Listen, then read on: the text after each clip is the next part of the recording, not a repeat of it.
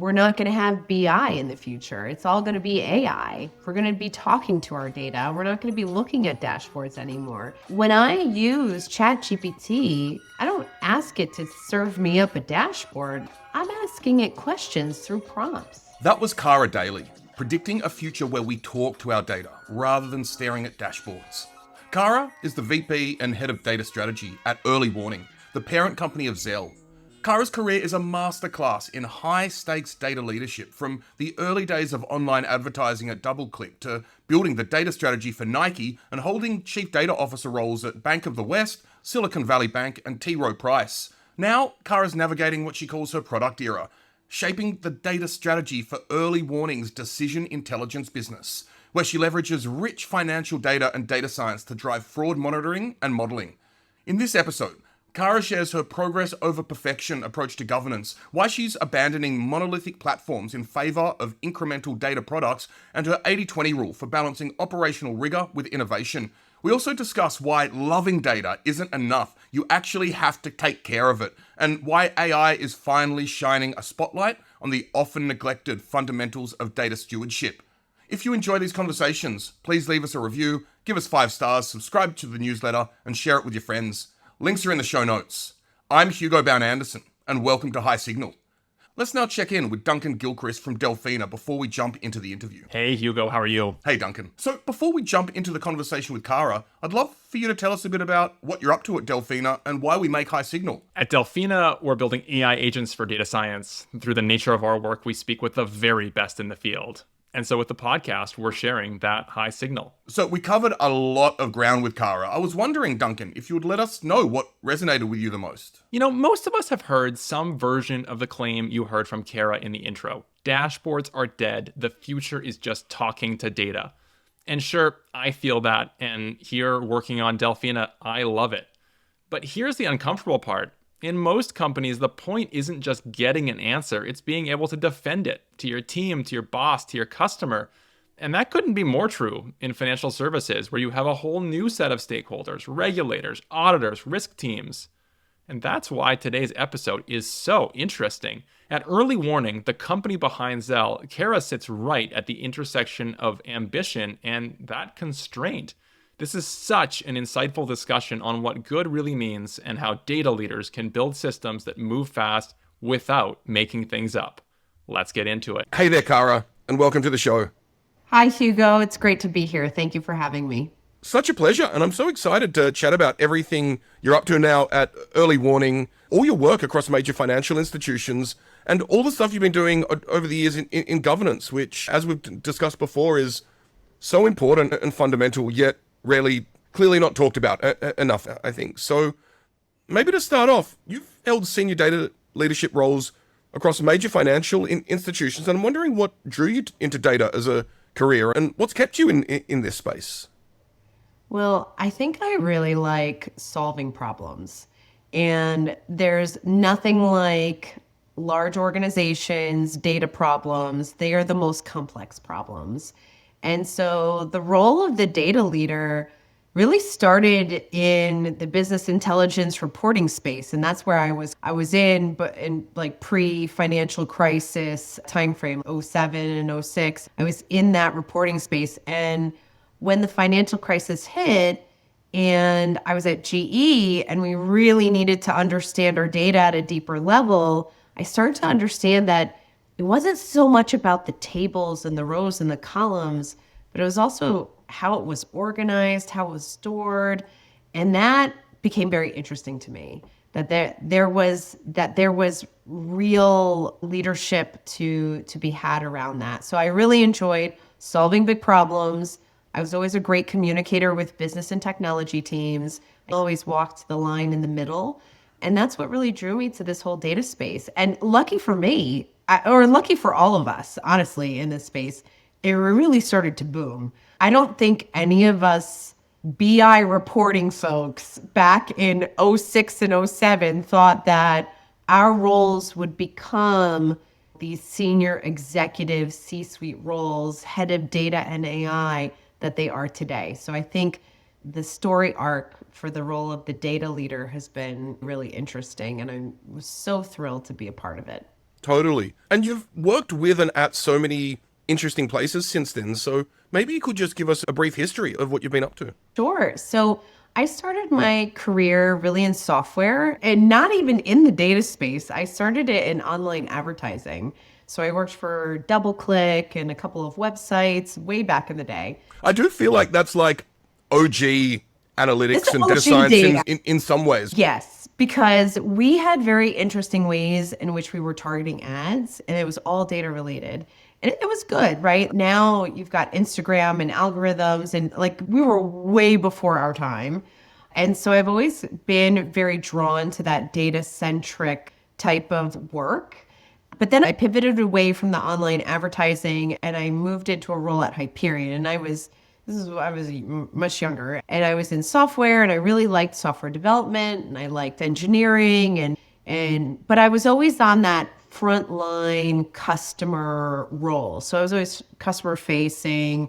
I was technical support, I was quality engineering, but I was always engaging with the customer. So the customer perspective was always top of mind for me in my earlier data roles.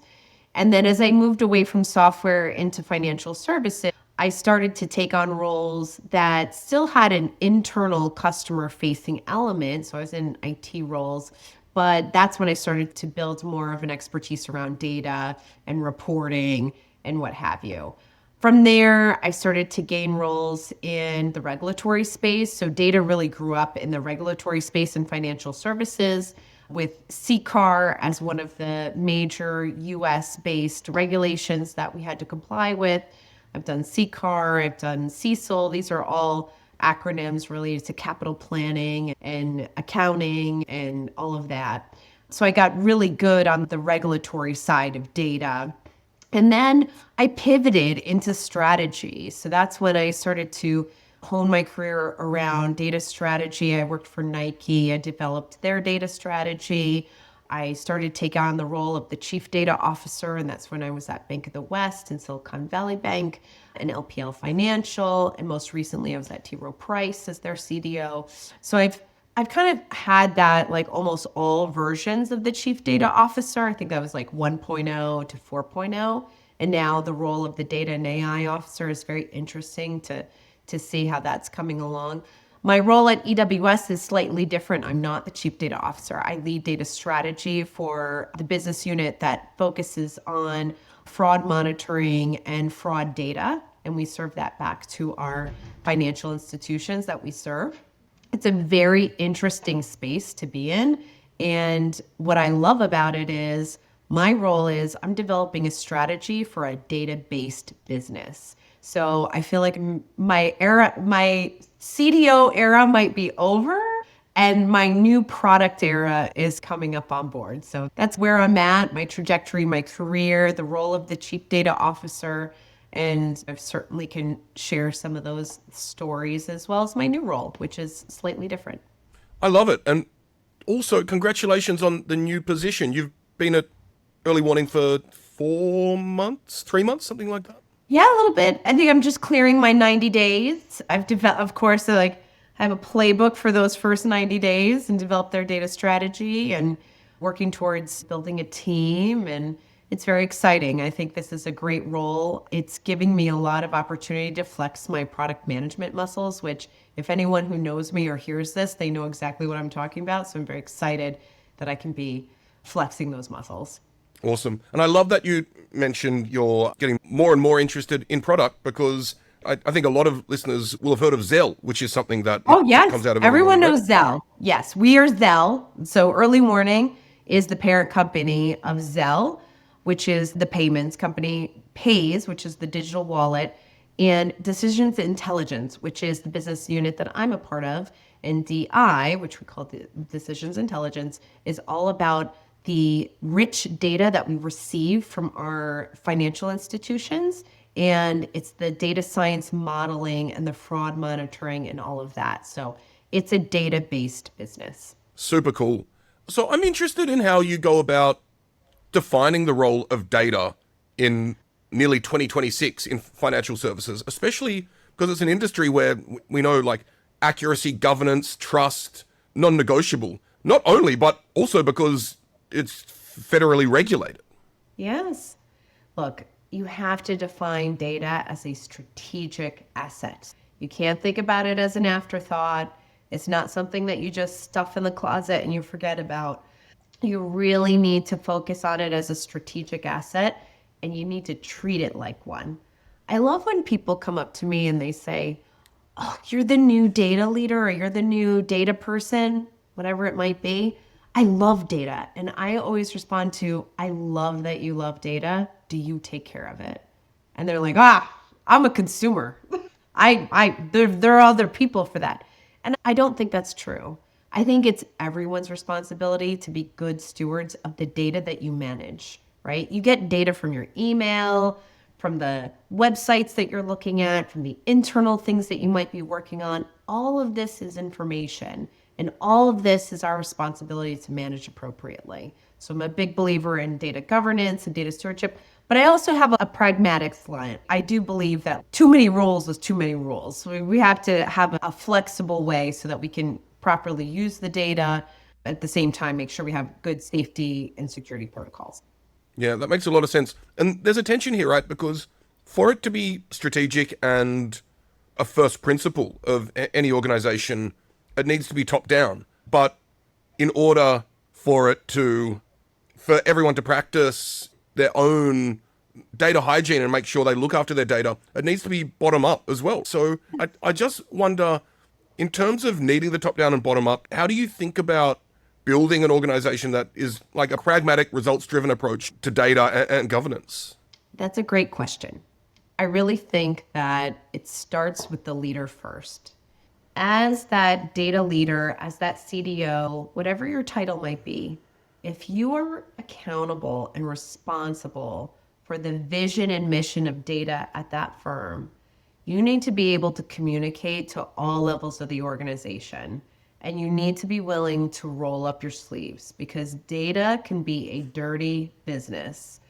It's not easy. It's not straightforward. There's going to be complications, and you need to be able to communicate the complex to your executive C-suite, but also, what does the executive C-suite communicate that to your analysts? So I do believe in this, having a really strong communication around what are the overall goals of a data organization, what are the overall OKRs, and what are the things that mean most to the customer if you're a data-based product or service, right?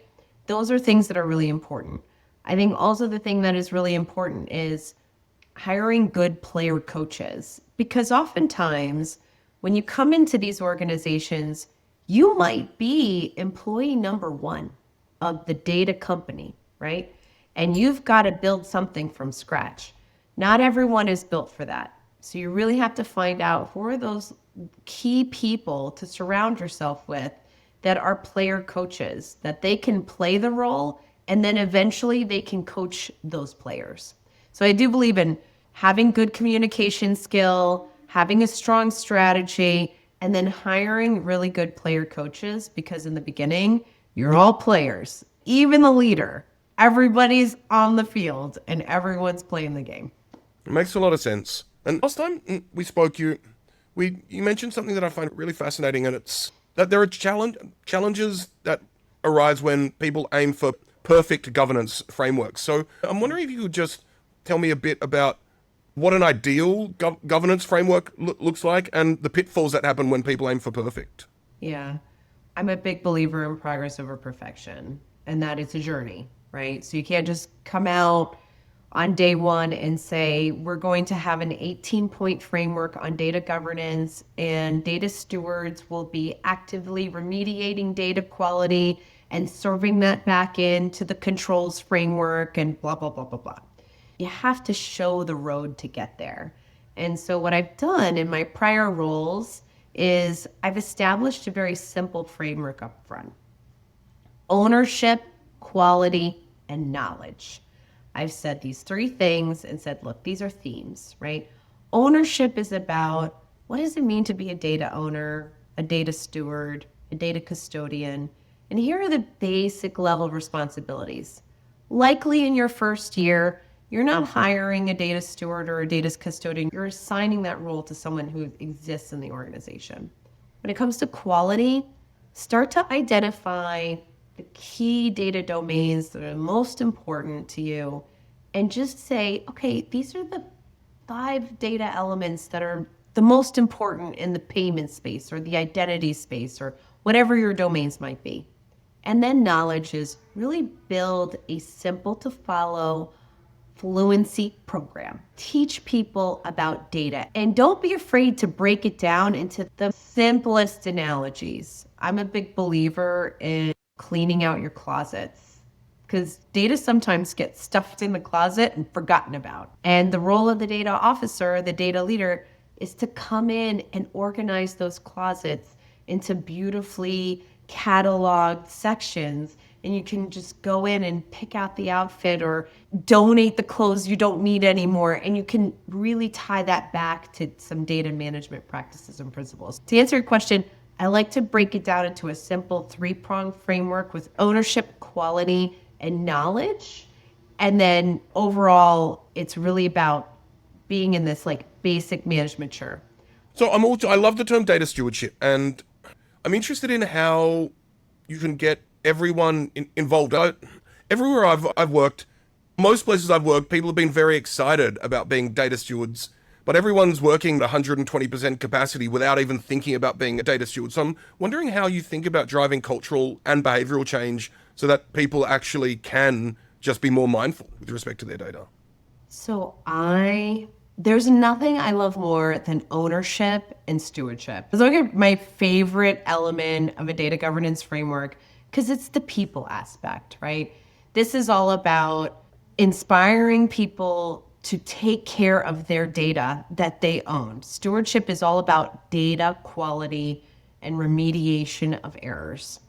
And so really finding the right people is important. So I think number one is have a very clear definition of what ownership and stewardship means. And it's simple and easy to follow. Everybody should get it, right? Data steward is responsible for data quality.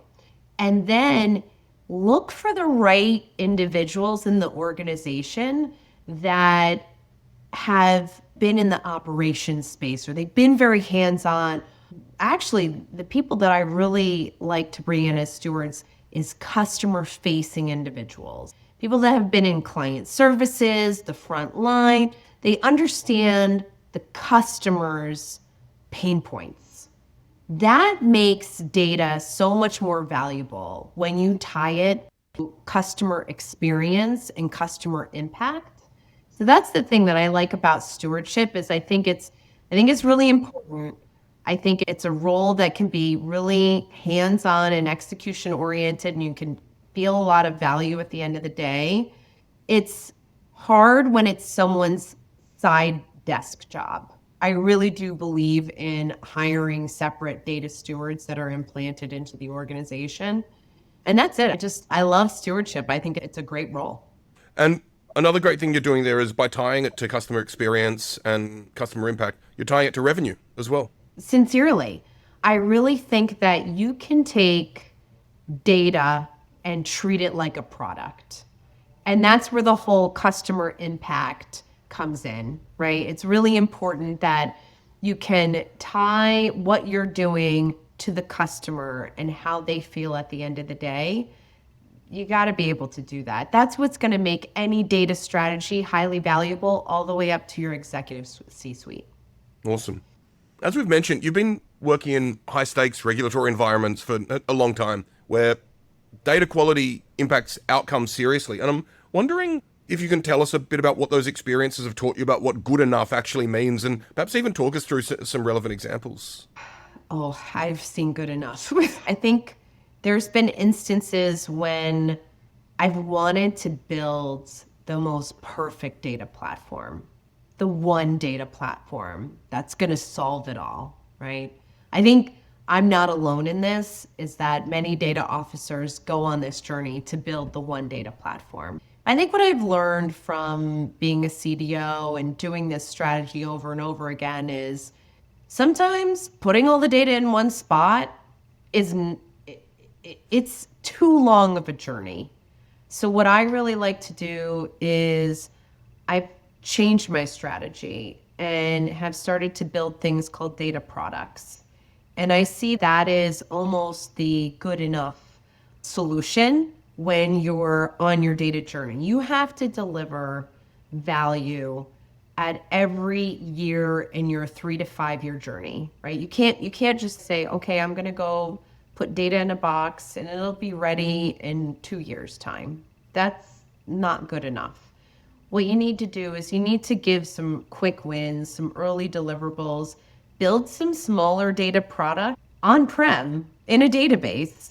But that's good. That's still very good. That helps the data scientists, that helps the analytics teams. Those things are good enough. And to have a pragmatic data strategy that gives capabilities and products to your users, whether they're internal users or they're external users, giving that early really gives value to your customer. So I do believe in picking apart the big platform idea and bringing it into products and say, okay, this product's going to be delivered by this date. It's going to have these data sets, it's going to have these capabilities. Maybe it has a marketplace on top of it, but it's not the whole thing. Do you understand what I'm saying? Yeah. So that's definitely, and I think with AI, that is something to really consider, is the journey to put all your data in one place so that AI can run on top of that. That's not always a strategy for success.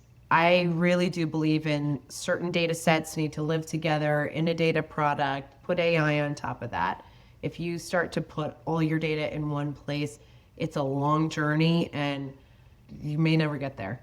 For sure. And we may get to this, but what's happening now isn't only putting AI on top of things, it's embedding AI throughout, and even in building ETL pipelines or whatever it is, like AI permeating all layers I am ready data for the systems. robots. Yes.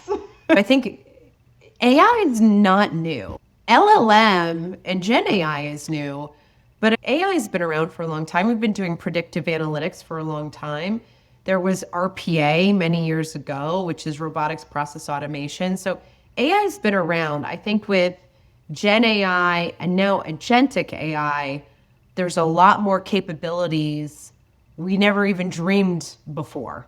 And I think about how agentic can start to talk to each other and really create a closed loop type of decisioning. There's a lot of opportunity. I think it's still early days. I think when people ask me, hey, where do I start with AI? I say start small, start safe. Use data sets that are fairly clean and that you feel you have a lot of high trust in, and run ChatGPT on top of that. See what happens. That's what I had done, certainly at some of my other firms. And those are really high value use cases to any organization. ChatGPT, you got your Microsoft Copilot, you got a lot of LLMs coming out now. Those are all really good things to just start to play with and see how it works. I totally agree. AI's been around since the term was first coined at the Dartmouth workshop in the 50s or whatever. And I've always thought of AI as more of a marketing term than anything else. And I actually think it still is that, but it is more useful these days, I think, to use, particularly with the advent of generative AI. And of course, agents have been around in a variety of incarnations for a long time as well. I love that you mentioned starting clean, starting safe, and getting a small data set and then building something on top of that and seeing what your capabilities are. Because that dovetails really nicely into something I wanted to talk about, which is financial data is extremely sensitive data. So even in these examples, how do you think about the intersection of data security, encryption, tokenization, even when someone at a financial institution taking something like ChatGPT, of course, a secure version of it, quote unquote, whatever that may mean. Your internal secure version, of course. Yeah. Yeah. I think there's a bigger intersection more than ever with the chief data officer and the CISO. I think now's the time to really partner between the two teams, data security, data privacy, data governance, the chief data office. Those teams have to be highly linked together. And when you think about data tokenization, it really runs across, right? Your platforms need to be safe and secure. We need encryption, we need tokenization, we need DLP, we need all of these different security and control capabilities. And also, when you're talking about financial data, you're also thinking about second line risk, right? Risks and controls. I was very lucky that when I started my first chief data officer job, I started that at a bank, and it was Bank of the West. And I learned data through the lens of finance, like really becoming a good data governance officer. What's good enough for regulators, what best in class looks like, and how to build the roadmap to get there. And so I saw from an early years in a CDO role is that it's really important to be a leader that can tap into these cross-functional areas, and that data governance is not just owned by one person. It's the responsibility of everybody. And really making sure that all of these different capabilities can connect, it's really important. So data tokenization, data encryption, those are all really hot topics these days, especially with cloud. And there's a lot of vendors out there that can give you those capabilities as part of their platform. I think it's all about making sure you're partnering with the right people internally in your organization, getting the right outside in perspective. So talk to the vendors, talk to the consulting firms. They've been there, they've seen that at other firms. I think that's really important. And I definitely think that the roles in data are now coming even closer and closer together between security, privacy, risk, governance, the data officer, and the data steward. Awesome. So we mentioned AI briefly, and so I think AI is just reshaping expectations across the board. And I'm just wondering, to your mind, what foundational data capabilities need to be in place before a company can actually responsibly adopt serious AI capabilities? That's a good question. I think your pay to play is you have to have a good data foundation. You have to have a good set of data products that are well organized, cataloged, defined, and owned. You've got AI is going to shine a light on data governance. I think that was one of the, in the last couple of years, as AI was really taking off and it was becoming part of every CEO's narrative, I was thinking to myself, I feel for those data governance managers because unfortunately, data governance isn't always a fully funded organization remit role. It's not always supported. And now with AI, there's just going to be a bigger emphasis on having data governance in place. So I think what you could do is you could pivot your strategy to be data enablement for AI, but however you want to market it, I think your basic fundamentals of data governance need to be in place in order for you to really take advantage of AI in a scalable way. And what are the base set of fundamentals there for data governance, do you think?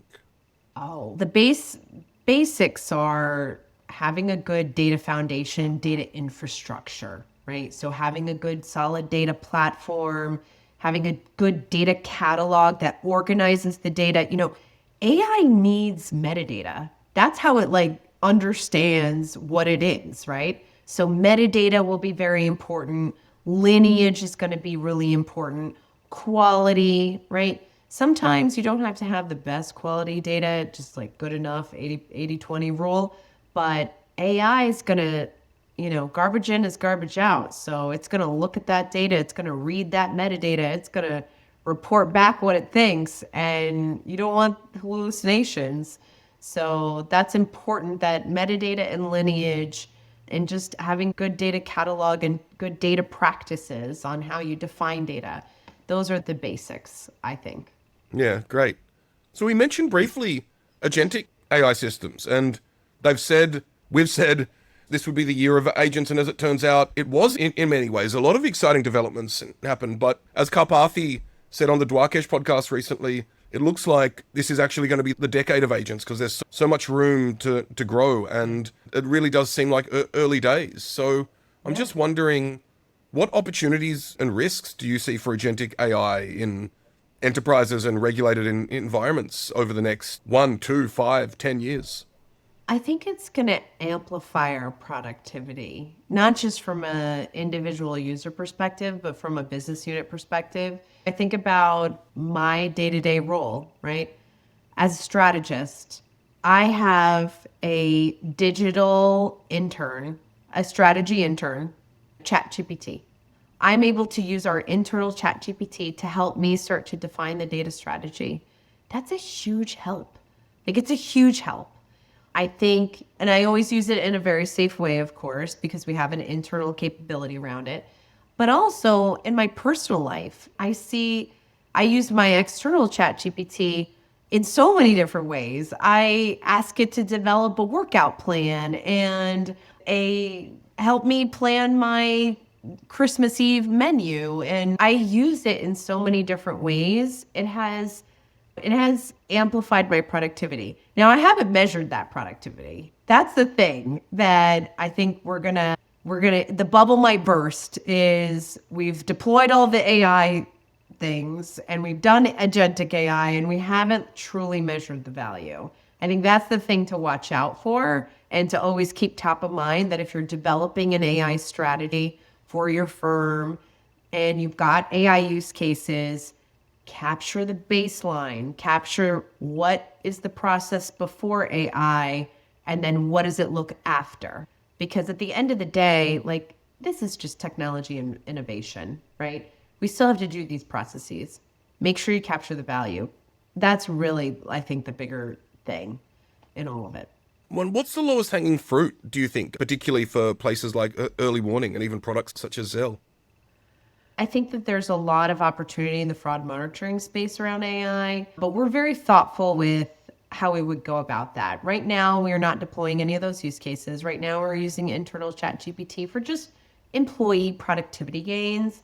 But if I level up to maybe what I've seen in the past and other peers, AI to help investment research, that's always been, any type of research or summarization or synthesizing that can get you information quicker in a more concise way. I think those are things that AI and definitely LLM has certainly helped with.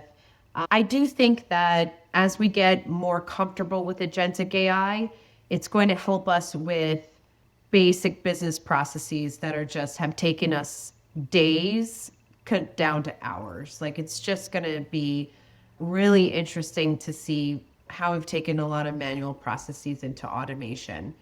I also think, now that I'm thinking about this, and you got my wheels turning in my head, is that maybe we start we stop doing non-value add things, right? So if we feel like in order for us to continue these manual processes, we have to automate it, maybe these manual processes are not as important and we focus on the things that are important. So hopefully maybe AI will help us recognize what's the most valuable. Yeah, I think it will help uncover a lot of those different things. This is something we've discussed with several people on the podcast before, but it seems like just with the amount of stuff you can do with AI and the amount of experiments you can make, that an emerging important skill is not necessarily the ability to do an experiment, but the ability to, after doing 100, to spin down 98 or 99 of them. And I'm wondering if that's in order to really focus on what can be value add. And I wonder if that's applicable to the financial space. I think so, because there's just so many business processes out there, and having the ability to inventory those business processes, capture what are the time weights, and you think about the Six Sigma folks, like agentic AI is like a Six Sigma on steroids, right? And so I think there's a lot of opportunity for process improvement, efficiency, but also my hope is, as humans, is that we start to recognize that maybe not all of that is necessary, and that we focus on the high impact and the high value things. Yeah, and I do think when starting out, I always encourage teams and organizations to build a matrix of risk versus value. And at least initially, don't go for moonshots and go for high value, low risk. Go for things that are start small, start safe. That was always my mantra. Start small, start safe. I also wonder, and I'm not asking you to talk about anything that's happening at early morning, of course, but what space there is for agents to help with data governance. And let me give some form of analogy or an example. Okay. I've actually been quite amazed. I wasn't short-term bullish on agents, and I've been proved wrong this year. Seeing in the past couple of years, it was a couple of years ago, I was copy and pasting code from VS Code into ChatGPT and error messages back and forth, right? Then we had autocomplete, tab completion, that code completion stuff. Then suddenly we had products like Cursor and Claude Code where I can chat with an agent and it writes the code for me. Now we're seeing agents embedded in Slack where I can ping, or Discord, I can ping an agent and say, can you fix this documentation or open this pull request? And it will do that. We're seeing them in CI/CD, right? We're seeing more ambient agents and background agents. So I'm with things, and I think this is a harbinger of what's coming for knowledge work more generally. I'm just wondering your thoughts on the future of ambient agents or agents that are there to make sure data governance policies are applied well and this type of stuff.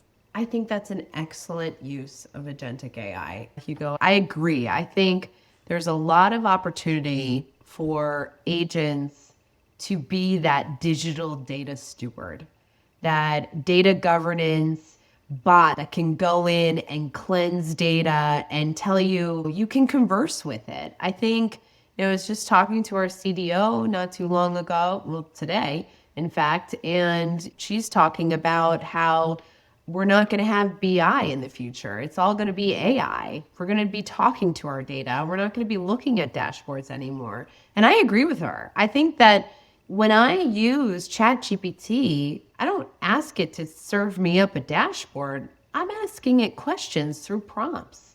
So I think it's going to be a different way to engage with data. And the more of the agentic gets embedded in the data and the tools, I think, like I said, it's going to amplify productivity. You're not copying, pasting, and all of that. And I think what we need to be careful of is those hallucinations and making sure that we're really looking at our results before we take a human action. It's so interesting that you say that. And it does show how it's such early days, because I'm so sick of conversations with AI. I'm so sick of looking at text or hearing text, and because I do a lot of voice chat as well, and I love asking AI to show me dashboards currently, particularly in code scenarios. And I do think part of the future of like software development may not be in Cursor or VS Code or this type of stuff. It may be a brief chat with an AI system and it shows me visually what's up. I think it's so interesting. So I have a 15-year-old son, and I think it's so interesting, the future for him and vibe coding and building apps. And he's not going to have to learn to code. He's going to just talk to an AI and create what he thinks in his head. And that's amazing. I mean, we had to do it the hard way. I don't know if you remember VI Editor, but that's ridiculous now when you think about it.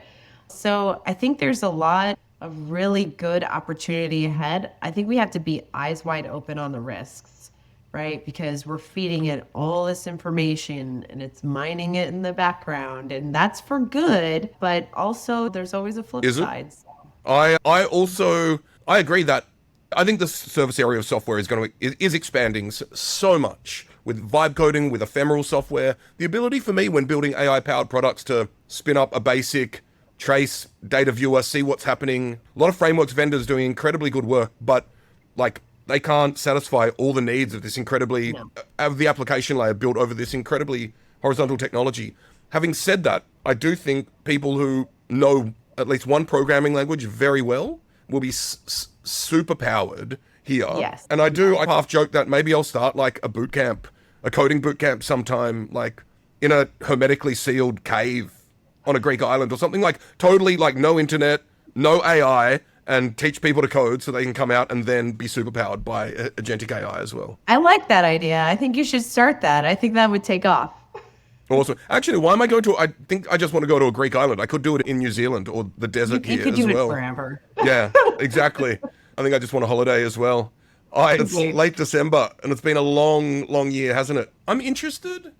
How do you think about empowering teams in your organization to use AI responsibly while maintaining quality and oversight? I think it starts with the customer outcome, right? So if I have product teams, I'm talking about, what is the outcome we're driving and does it need an AI innovation?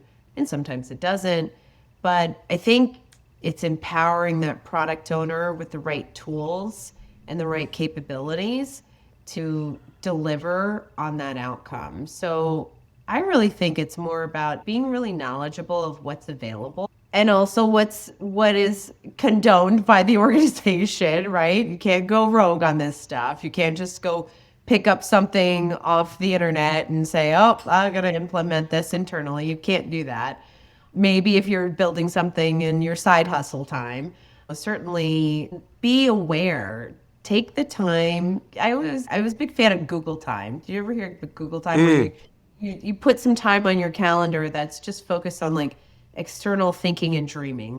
What's the art of the possible? And really get to know what tools are out there. I think product owners, I think tech leads, they all should be doing that and learning about what should be possible. And then ask your organization. Maybe you have it already. Maybe you don't. Maybe you can get it through the AI intake process. There's a lot of opportunity now with AI tools, and I think those product owners should really start to look at what is available to them and see how they can inject innovation into their product to deliver on that outcome. I couldn't agree more. And I'll link to it in the show notes. We recently had an episode with Liz Costa, who's Chief of Innovation at the Behavioral Insights team. So like the Nudge Group, among other things, right? And they're doing a lot of work on how to adopt AI, how to augment our capabilities with it. And they have an incredible 4-part paper called Augment, Adopt, Adapt, and Align on all of these things. And one aspect is really the need to carve out time for experimentation. Yes, exactly. And for dreaming, and to have systems which allow people to do that together as well as teams.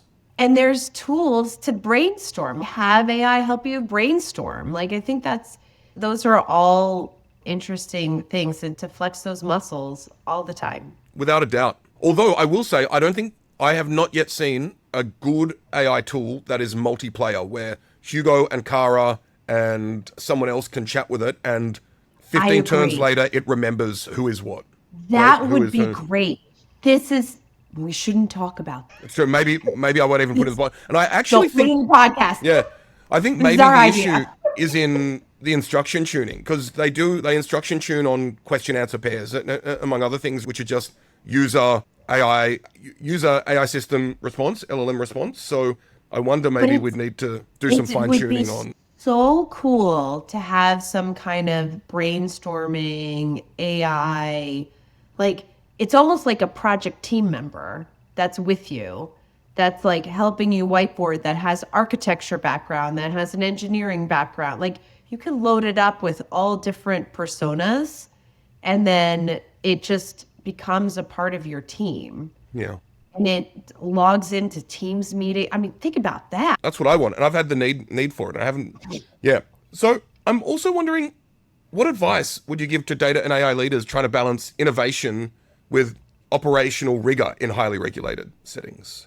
I think right now it's a 80% operational rigor and it's 20% AI right now, or 20% innovation. I think that we need to start putting more innovation time on our calendar and starting to think about how can we shift that. There's a lot of opportunity. I know sometimes as leaders, we feel almost bogged down by the need to be perfect, and that the only way to get there is to be through that operational lens, through the tools that you have, through the processes that are laid out before you. But there's opportunity in innovation, and there's break through that glass. take a small use case and see if you can go fast on it. Those are the things that will start to make you believe that you can start to change more things in that direction. So I do think that we have to make more time for innovation, especially if you're a leader that has to balance operational and innovation. I always like having a small innovation team that's working on that kind of stuff, and they're thinking about the bigger strategy, they're thinking about the future. I think that's always good to have as part of your organization as well. And push the boundaries in a safe way, because again, we're a regulated entity. Absolutely. So to wrap up, I'm just wondering, looking ahead, what excites you most about the future of data governance and AI in financial services? I'm always excited about the automation. That's always been my thing. Is I love when processes become really well organized and parts of them become automated and you get to go home early, right? I always thought about that even when I was just doing BI dashboards years ago. I always thought about, you know what, I'm making life simpler for this one person that's taken all this time to build this report and report on these numbers. I'm really looking forward to the days where, you know what, we're just conversing with AI, we're getting the information we need, it's immediate, it's accurate, it's well controlled, and sky's the limit on what we can do with that information. New products, new services, new markets, new channels, a lot of commercial opportunity ahead. Fantastic. Thank you for such a thoughtful conversation, Cara, and your time and sharing all of your wisdom and experience with us. Thank you, Hugo. I really enjoyed this. Thanks so much for listening to High Signal, brought to you by Delphina. If you enjoyed this episode, don't forget to sign up for our newsletter, follow us on YouTube, and share the podcast with your friends and colleagues. Like and subscribe on YouTube and give us 5 stars and a review on iTunes and Spotify. This will help us bring you more of the conversations you love. All the links are in the show notes. We'll catch you next time.